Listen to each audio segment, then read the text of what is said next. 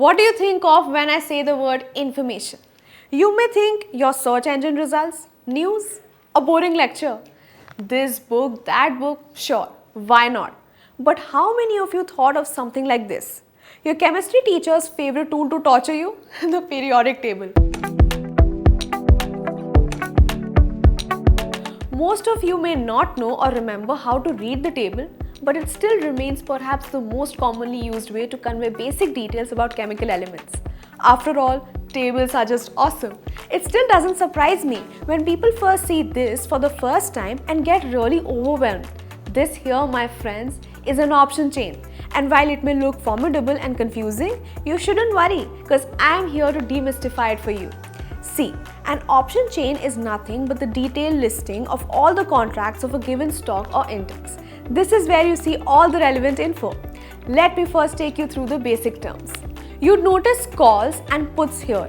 As a buyer, you buy a call when you expect the price of the underlying stock or index to go up, but you buy a put when you expect the stock or index level to go down. Regardless, the buyer and seller have to agree to a price to carry the transaction out. And that price is what we refer to as the strike price, which you see listed here. Then there's OI, or open interest, which tells you the degree of trader interest for that particular strike price.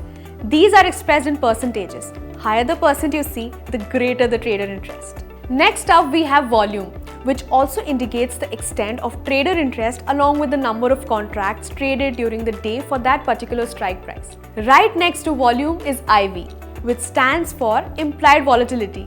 As the name suggests, IV tells you about the degree of volatility in prices. High volatility hints at high swings in prices. You may be aware of the next ones. Bid quantity and ask quantity refer to the number of buy orders and open sell orders for that strike price respectively. Along similar lines, we have bid price and ask price, which refer to the most recent values quoted to buy and sell that option at that strike price respectively. And with this, I have dutifully introduced you to all the basic terms concerning the option chain.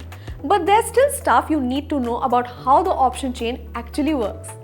But that's something for another time, so don't forget to watch this space. Investments in securities market are subject to market risks. Read all related documents carefully before investing.